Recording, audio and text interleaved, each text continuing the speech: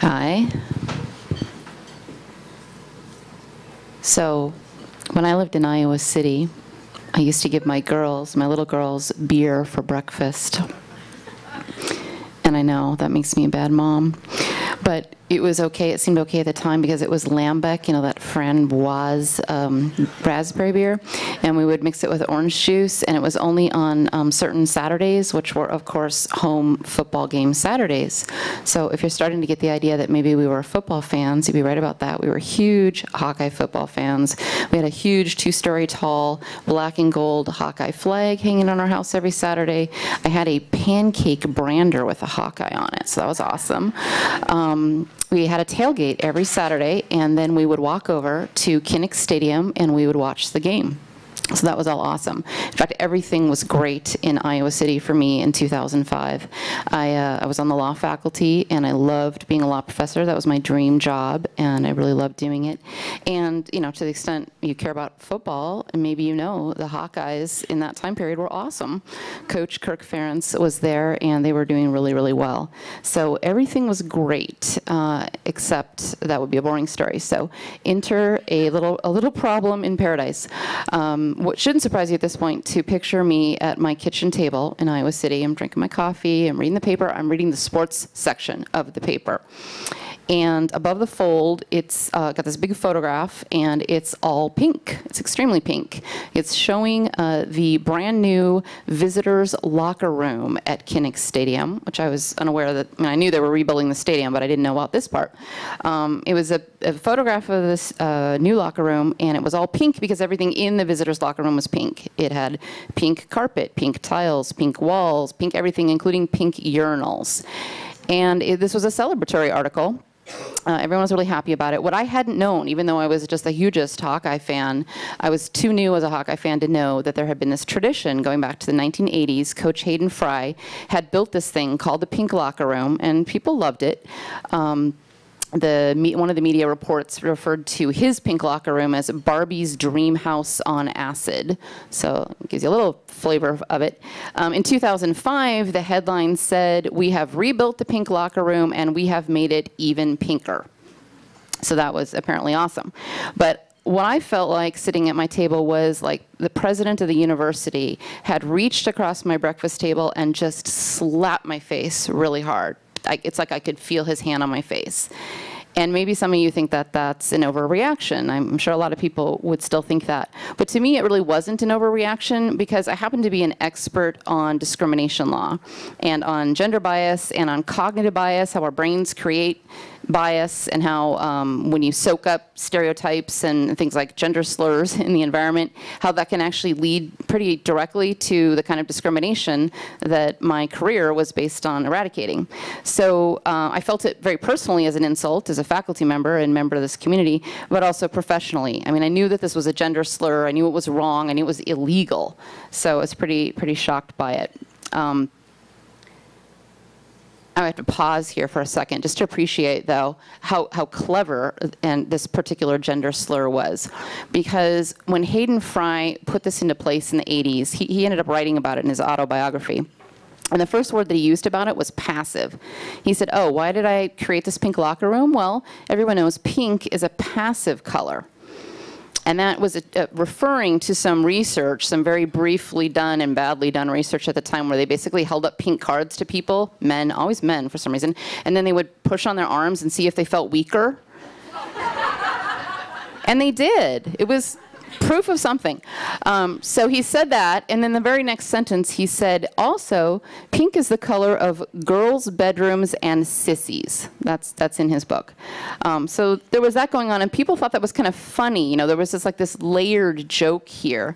But everyone knew, I mean, what made it funny, of course, was everybody knew that the locker room did not, in fact, make the visiting team players feel like all floppy.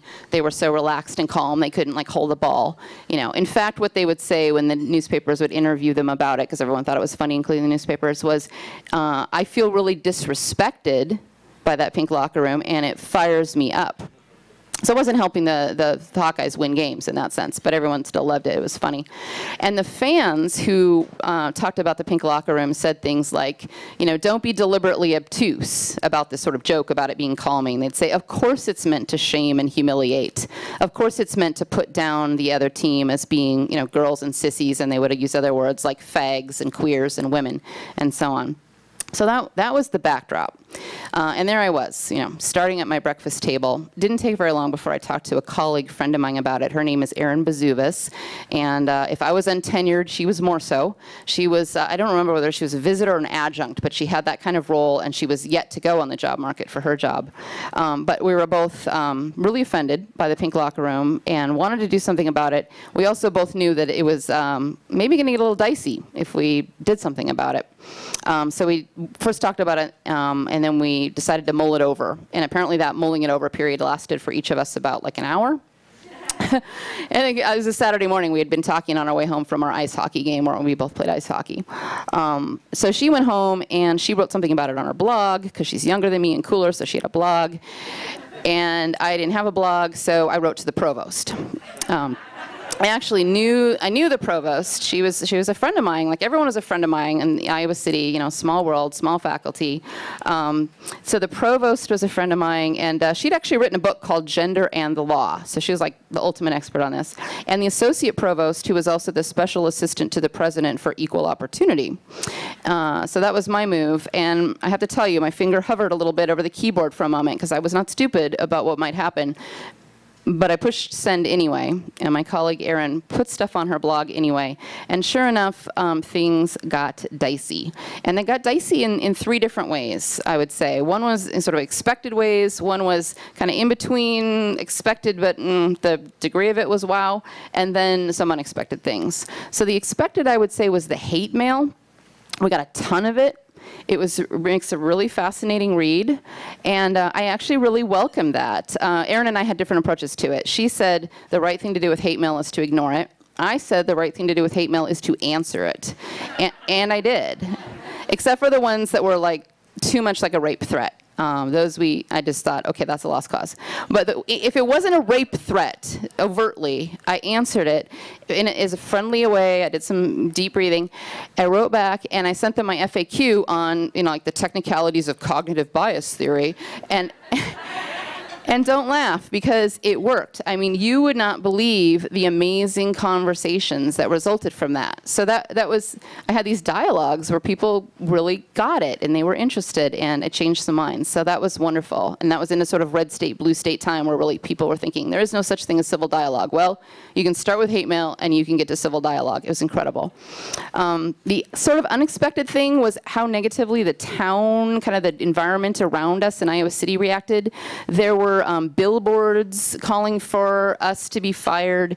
There were letters to the editor calling for us to be fired. There was a pink out at the stadium to show that we were wrong and they were right. They sold pink Beanie Babies.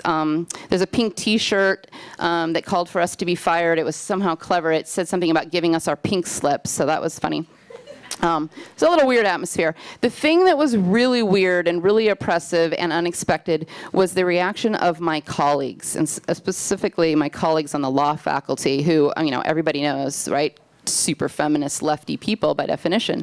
And also the media, which everybody knows is super lefty, et cetera, et cetera. The things that happened with my colleagues in the media, you know, I can't even go into it. I can't get all the details, maybe just a little bit. Like on the colleagues side, I was told over and over again that I should pick my battles, and this was not one of them.